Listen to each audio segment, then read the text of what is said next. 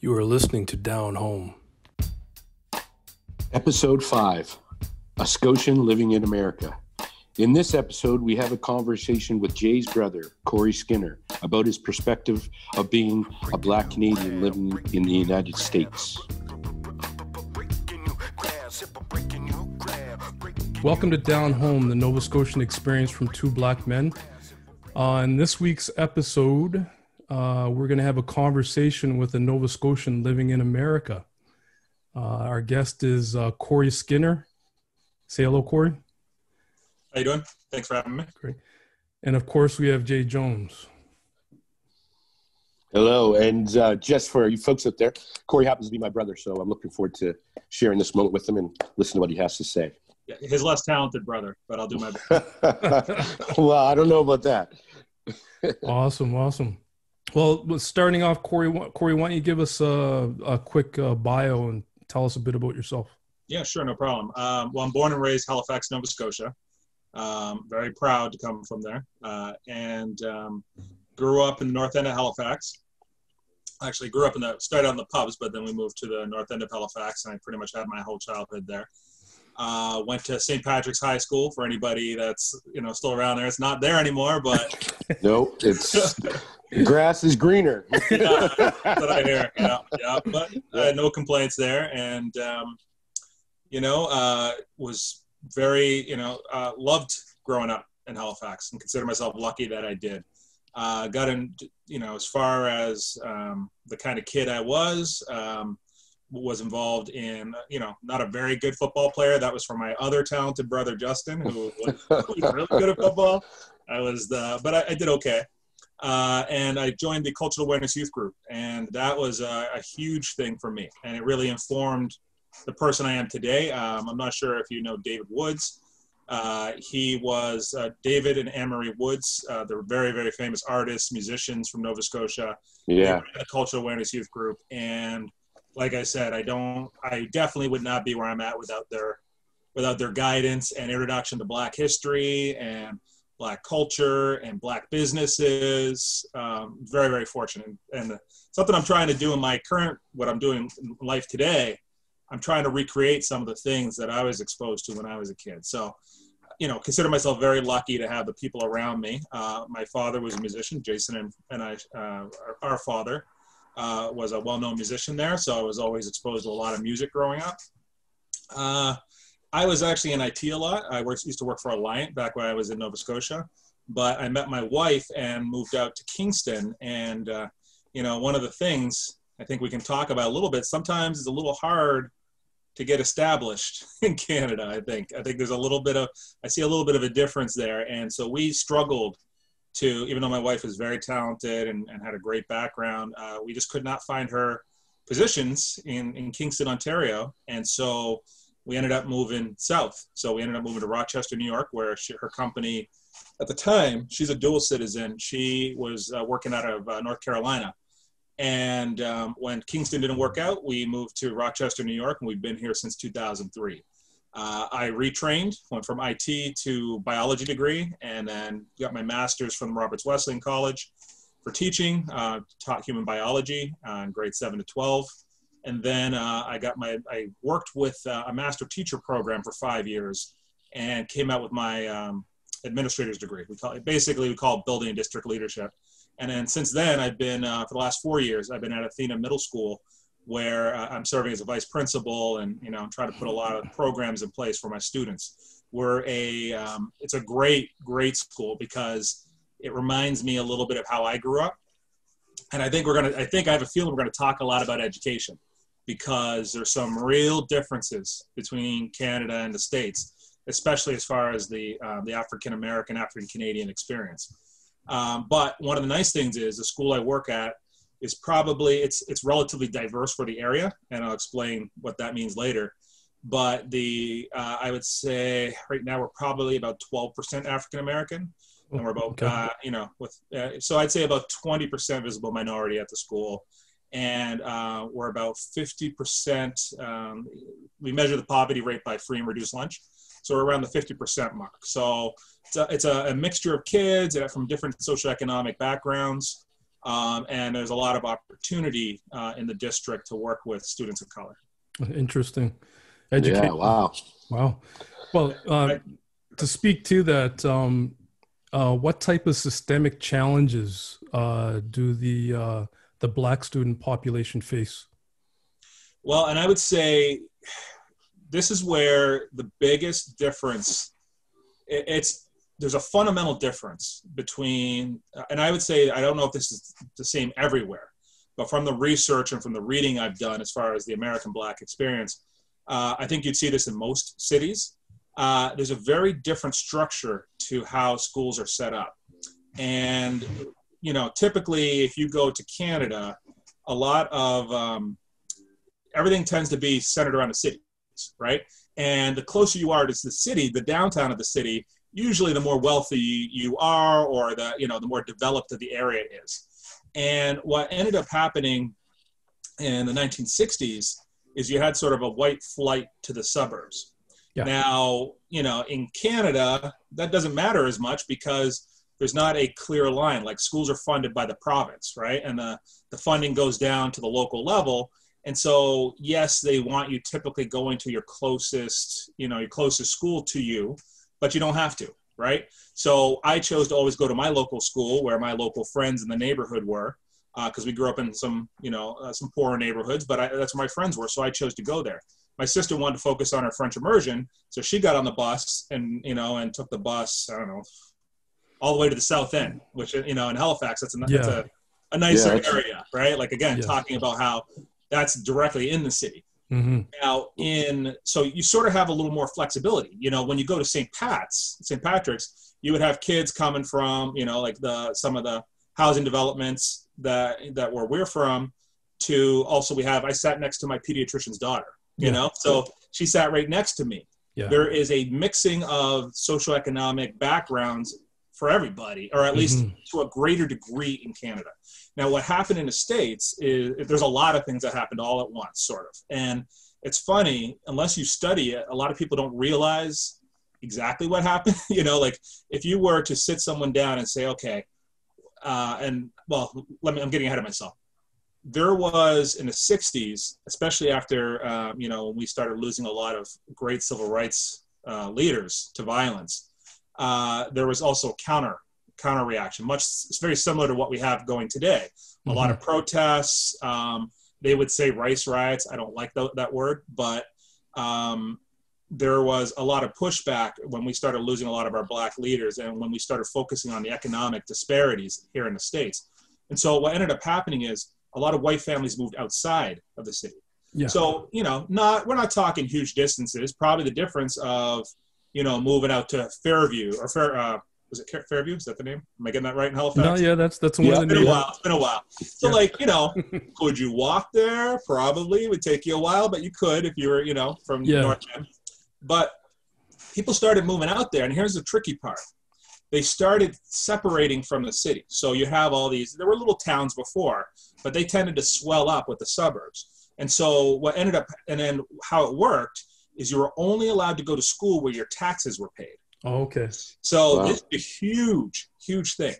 And so if, like I said, if you wanted to, and where we are right now, we're in a very diverse, we're in a suburb, but we're in a diverse suburb that is, again, mixed socioeconomic status, which I think is probably the optimal way I wanted to raise my kids, you know? And but if I wanted to, say, send my kids to a place called Pittsford, which might be 15 miles away or something, they wouldn't be allowed. Right. So they just can't, because they're not paying taxes there. So there was a stratification of both wealth and race there was like a fundamental shift. And to the point where I started my career teaching in the Rochester City School District. And again, the center of the cities became primarily minority. And, you know, as I would say, Black and brown students became the primary students in these schools, to the point of 90%. Wow. So it's, you know, and what would happen then again, so your schools are only funded by your tax base. So guess what happens is now all of a sudden you have very different funded schools, like a huge phenomenal difference. So this happened all across the board, especially in the northern cities. And to the point where, from what I read, and again, I was looking for my notes to see if I could remember some of this, but to the point we are more segregated than we were before Brown versus the Board of Education. Mm-hmm. Wow. So to this day, so we have disproportionate, the amount of resources that kids have are very much disproportionate. The policing is disproportionate. The access to opportunities are disproportionate. And that was one key thing. Another thing here is that, and I believe the last time I checked, the amount of capital wealth and the difference between white families and black families is 20-1. And There's that much of a disparity. Wow. Wealth. And a big reason of that is something called redlining. I'm not sure. Have you guys ever heard that term before? I've heard the term, yeah. It's rough. It's a really rough. So when I say there was a whole bunch of things at once, there was a whole bunch of things at once that were put into place. Redlining goes back a little further than these race riots and the white flight outside of the city. How it worked basically is they decided, in order to get a mortgage, in order to get a mortgage, to qualify for a mortgage, you need backing from the bank or we have these housing associations here, FHA and I'm forgetting what the other one is, but they sort of have to underwrite the loans, these mortgages. And so what would happen is that they considered a certain percentage of African-American or non-white communities. The higher your percentage, the less desirable they rated the areas. And what would happen is, so they would circle in red lines these areas, which happen to be high percentage visible minority communities, and you couldn't write loans there. Yeah. And there was a big, I really wish I had my notes here. There was a big push to try to repair this. They saw where this was going, right? They saw that there was going to be a huge stratification of wealth. And actually, George Romney, the father of Mitt Romney, was the HUD secretary, I believe, or he wanted to reverse the trend, and he ended up being basically kicked out. George Romney was essentially, alienated to the corners of the Republican Party because he saw that there was going to be this severe disproportionate and basically resegregation. There was segregation came down and it was immediately forming back up. And by the way, redlining did cease to officially exist in the 70s, but the damage was done. But so that's why I can live here. I can buy something here. Those things have been broken down, at least officially. Yeah. I'm sure there's a lot of stuff. With that being said, I mean, it sounds crazy. Like, with that being said, do you, given the social and the political climate in the States right now, like, do you ever consider moving back home so your children can grow up, amongst their family and see more of their roots and things like that? Like, Yeah, that's a really good point. I would say we are taking a very solid look. Like, my son he's 16, just turned 16. So he's in grade 11. He's going to have to go to university. And so now here's where I'm going to flip things around a little bit.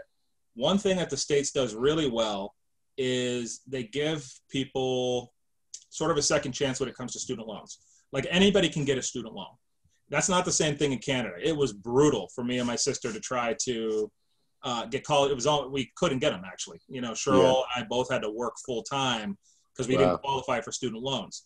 In the States, it's actually relatively easy to get a loan, but you can rack up major amounts of debt. So to give you an idea, for a mid-range college down here, state schools are a little cheaper, but you're still looking at about minimum of $10,000 a year. And to some of the better colleges, you're talking about $30,000 to $35,000 a year.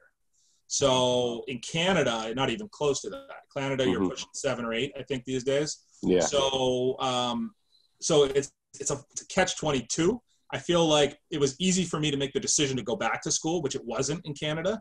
But for my children, they're taking a very solid look at going to some Canadian university because they don't want to be in debt for the rest of their life. And my wife and I can only help our kids out so much. So with that said, we're definitely thinking about that. I feel like I do a lot of good in the position I'm in now. We're pushing a lot. Like, one of the nice things too is that we're a suburb where a lot of, can I tell you one more thing? another big thing, a big push. You probably heard about this in the election right now, because Donald Trump was talking a lot about these people coming to the suburbs. Do you remember when he was his not so light dog whistle? Mm-hmm. What he's talking about there is it's a relatively complicated thing, but here's the gist of it. So if I want to improve, let's say, and by the way, there's almost no African-American teachers in these suburbs either. So like, there's not a lot of, like, when you look, I was going to show you guys a map, but they fortunately must have went down about the last couple of weeks. There's a great article called Degrees of Diversity on WXXI. If you Google it, you'll find it, where they talk about just how disproportionate. You could go to some of these suburbs where even when you have a high percentage minority, which my district would be considered a high percentage minority, even though it's only 12% for African Americans, you're talking about 1% to 2% African American teachers. Wow. Whereas in the city, you're probably at least 8 or 9%. You know what I mean? Mm-hmm. So there's a lot of discrimination in hiring, and I have a wonderful superintendent who's really trying to break that down, who's going to African American schools and trying to recruit. So we represent the student population that we have. But sorry, I know I'm going sort of sidetracked here. That's all good. Oh wait, what was I did lose my train of thought. sometimes I talk too much. Yeah, we are related. I know what it was. Sorry, yes, I apologize. What it was is when Trump was making that comment, what happens is if you want a different choice for your kids and you want to give them access to better schooling, well, maybe you can't buy a property out there in the suburbs, but you can rent a place. So what ended up happening is what Barack Obama and Joe Biden had done under their administration is they basically said there's a way to get affordable, like the mortgages are a little easier here in the States than Canada. That's another thing where Canada is not so great on their mortgages. You have to renew your mortgage every 5 to 10 years, I believe, if you're buying a property. And most of the time in Canada, at least it was before I left. Here, whatever mortgage I get, it's for the rest of the whole mortgage. So I got my percentage, and it's there unless I want to negotiate it. I have it for 25 years if I want, right? No renegotiating, no fluctuation. Canada, the Canadian banks are sort of strong-arming, I think, in a bit. But what ends up happening is you can put less money down on something called an FHA loan, right? Mm-hmm. So there are, it makes the mortgages cheaper for everybody, right? It's sort of like an incentive. It's like a little bit of a socialization of mortgages. Well, I think if I remember correctly, Barack Obama and Joe Biden had said, in order to qualify, an area to qualify for these discounted rates, you have to have a certain amount of low-income housing that's available. Right? Because what was happening, if you wanted to keep visible minorities or people that were coming from a lower socioeconomic status out of your suburbs, well, then you just don't allow zoning for apartments, right? So that was another one of those layers that led to this, segregation. So what Donald Trump was doing was basically rolling all that back, all of those changes, which was going to basically slam shut the opportunity for people to look for better schools for their kids. I was just going to say, as far as curriculum goes in your school system, how is it as far as Black history goes? So that's a great question. So it very much depends on, what your school, who you are and what district you're in, right? Okay. I would say the RCSD, obviously, because they have a very large percentage of African-American students. You're going to see more innovation when it comes to curriculum. Of course. I would say, like I said, right now, we're in a nice moment. I mean, outside all the craziness with the election and all the blatant racism out there in the media, we are in a nice spot as far as school leadership right now. As I mentioned before, I have a superintendent who has blown me away. She's under her leadership, she has really hit equity. It's our priority. It's our number one priority right now. And everything is framed through that lens. So one is bringing down biased discipline. Another one is providing opportunities for these students, for students who traditionally did not go to have certain advantages. So we go out of our way to build programs that give kids more exposure to university, more visible minorities. I have a program called the RIT STEP program that does that. And right now, they're rewriting the curriculum. We're actually looking at taking a lot of the same themes and substituting some of the books we traditionally would have done. Like To Kill a Mockingbird is an example. It's a tough one right now. It's a big, big political one, right? Yeah, of course. Traditionally, and I didn't mind the book growing up, but you have to sort of think, because it was the only way they would talk about racial issues. You know what I mean? Yeah. At least we got to talk about it. But the lens of it is coming from a white female writer who's trying to write the African American community, and that's problematic. So we're looking at, number one, we did as a stepping stone, we actually provided a whole bunch of new material to supplement it, to sort of work around it. So we sort of talked about the civil rights movement, but we used a lot of African American voices and Latinx voices as well in the material, so that we had multiple perspectives. And I think even now we're looking at Just Mercy. There's a kid version of Just Mercy. Oh yeah.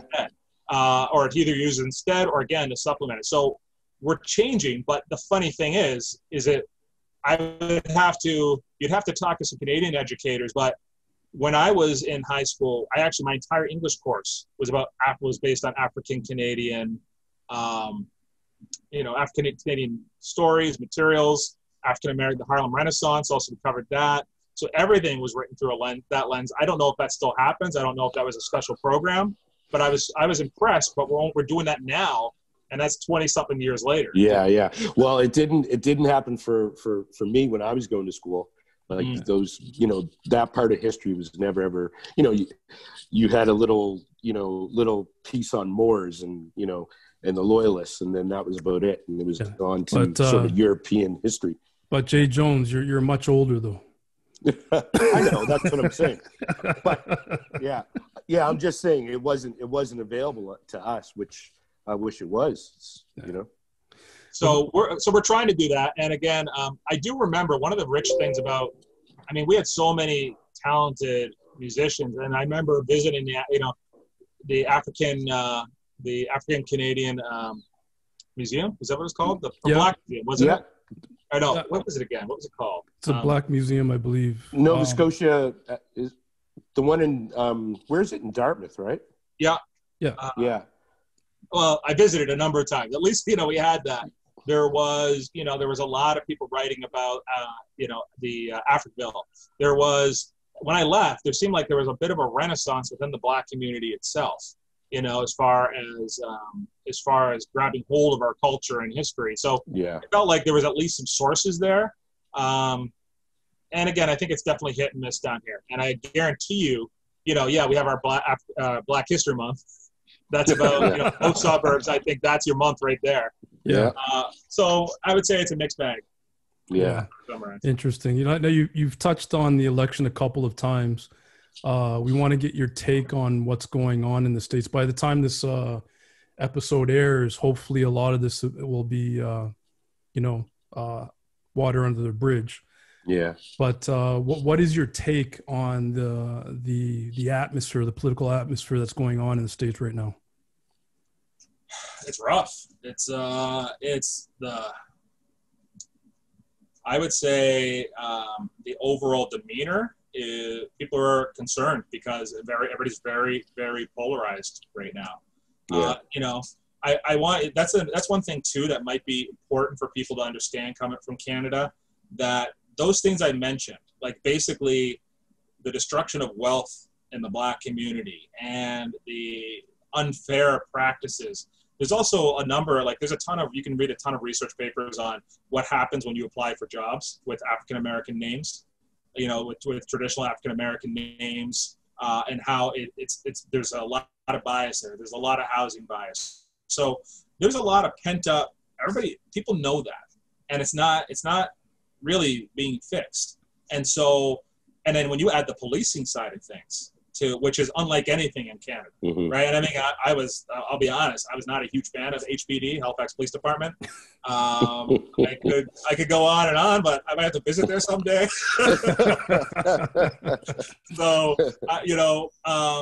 So trust me, I know it is not sunshine and rainbows when it comes to policing in Canada, but it's not like it is done. And I will say that now. I'm going to preface something. I know some wonderful officers. I work with some wonderful. I just had an amazing We did a community night on Friday night. That was Thursday night. That was amazing. You know, like there really is an outreach, and there's a push to hire more African-American officers. But, you know, that's a response to what's been going on. I would say there hasn't been a huge initiative in the past. But one of the biggest things that's different is here in the States, all they have to do is be afraid that you're going to hurt them, and they can use deadly force. And that is a very big difference between the system in Canada, right? Like they can't, if you don't have a weapon on you and you don't draw on the police, the likelihood of you being shot dead unarmed is a lot, in my opinion. And again, I could be wrong if people were to crunch the numbers, but with the amount of shooting of African Americans, we're not talking like, it's not George Floyd. It's not, you know, it's not, you know, a few examples. There's hundreds. And there's a perception, there's a fear. I think there's a fear of being black in this country that's pushed through between probably the media, you know, it's there. And I think that ends up causing, and then the fact that you can kill someone as long as they fear that they're going to be hurt. If someone's driving near you, I mean, there was a 17-year-old who was killed relatively recently for driving towards an officer, right? Like that would put you in jail if you were an officer in Canada. And and here they have qualified immunity. That's not even, you know, they probably won't even make it to trial. You know what I mean? So, still that sort of slave police mentality from, you know, like when the police force started way back in the days after slavery, that's basically what they did as well. Yep. Yeah. And I've seen it too. Like it's, you know, it's just like I said. So I think there's a lot more bias also too towards how police officers view African Americans. I've seen it, you know, like I've had it twice, you know, where I was pulled over twice on weird stuff, you know. And I remember with Philandro Castile got killed. You know, you remember him? He was the 4-year-old was in the back seat. Was right there. And all he was doing was reaching for his license. And he was killed. And again, there will not be charges in that case. So, and I remember, I was driving home one night, and you know, I was coming from the gym, so I was wearing gym stuff, and I was like probably, I think I was 12 over the speed limit, you know. So I, you know, all fairness, I was going a little too fast, and I got pulled over, and this is before Philandro Castile, and so I'm right there, and I roll down the window, I'm waiting for him to come up to me, shines a spotlight in the car. I'm like, okay. And then I went to reach for my license out of the thing, and he was screaming, his hand on his weapon. Like, he, you know, from the sound of his voice, he thought I was going to murder him, you know? And I'm like, I'm just getting we have to get our papers out of the glove compartment, you know? That's where they are. I have to reach there. That is, you know? And it didn't occur to me until Philandro Castile was killed and coming from Canada, like, you know, because they'll talk about something called the talk here. And it's a conversation you have with your kids about what happens when you're, you know, and it'll be, I told my own son, listen, you're getting big. You know, this kid's now pushing 160 pounds. He does a lot of weights. I said, listen, you got to move real slow. And you ask, you know, and because fear can determine your outcome. And that's a crazy thing. And that's something that, like I said, that's not to the same level. That doesn't mean you don't have corrupt or violent cops in Canada. Of course. But it's a different level. I'm sure if you look at the numbers, you'd be surprised. Yeah. Wow. Yeah, that difference between, you know, almost overt versus covert racism, I guess you could say. Yeah, and it's a mixture. And I think that's what's fueling the protests we have right now. It's interesting because downtown Toronto, we are insulated in multiculturalism, literally. Yes. Much more so than down home in Halifax. Like I walk out to and we live right downtown. Literally, I'm about a 10-minute walk away from the CN Tower, and like I walk out into a main street, and I don't see too many white faces in my neighborhood. Right, it's very multicultural. And I would say most Canadians view that as a strength. It is a strength, right? But it's also very insular as well. Like it isolated my children in a world where they you know, they don't seem to be different. Mm. So it's interesting, like how when this stuff with George Floyd and Breonna Taylor came out, we had to have a talk with our children as well, but it was a slightly different talk, I'm sure, than a lot of parents had to have in the States. You know, we had to explain to them, yes, you know, you don't see a lot of this in Canada, but you know, there is this possibility of things going on if you go somewhere else. Yeah. And you gotta, you have to keep it in mind. Like we go to Myrtle Beach. Like we have one of the kids' grandparents flies down usually. I mean, not COVID for a while. It's been a long time since we've seen family. But we go to Myrtle Beach every year, and we are very cognizant about which way we go.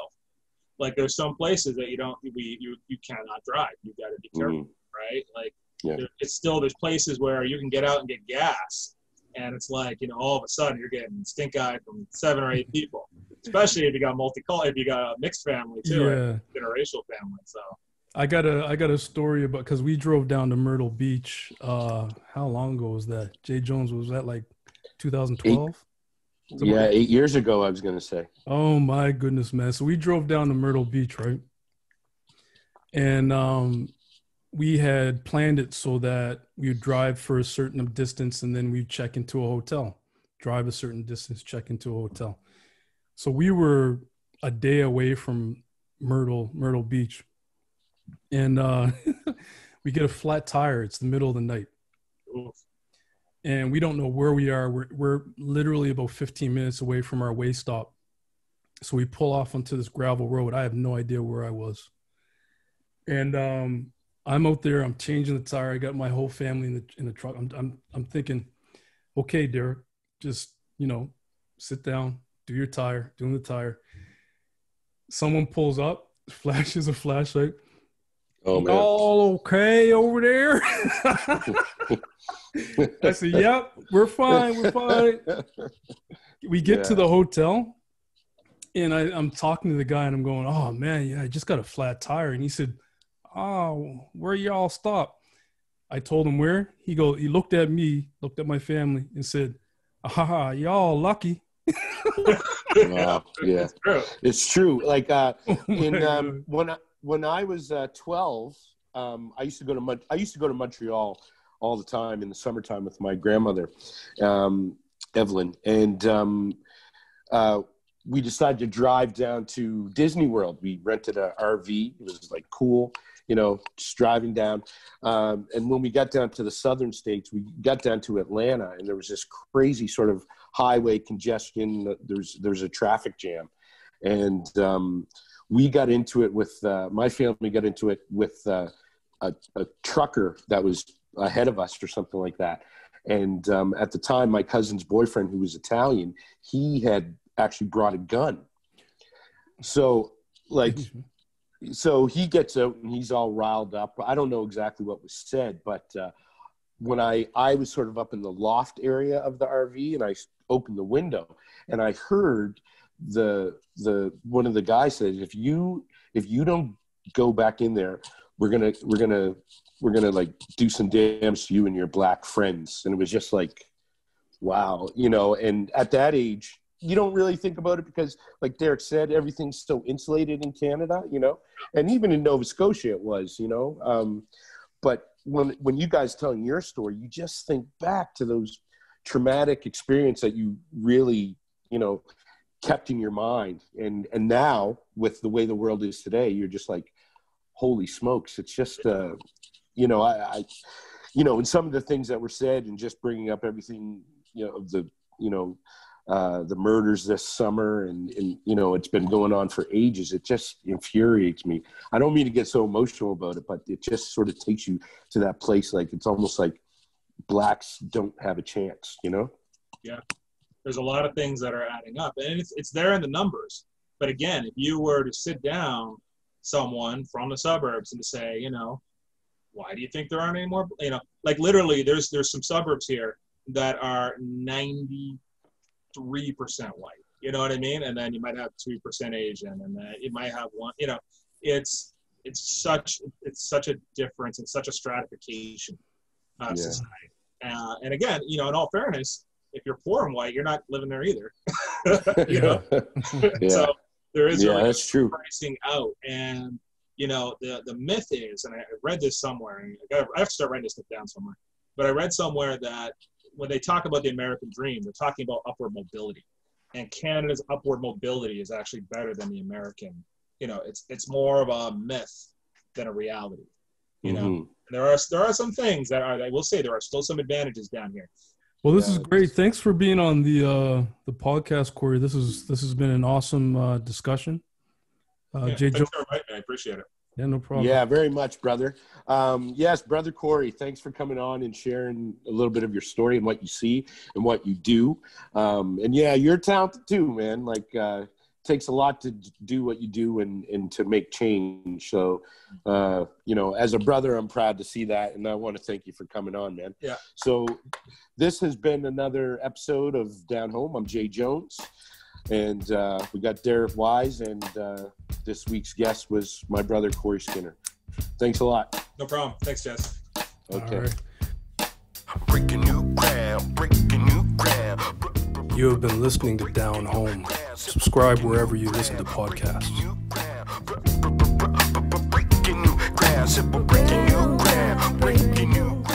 The song Breaking New Ground from The Breakdown.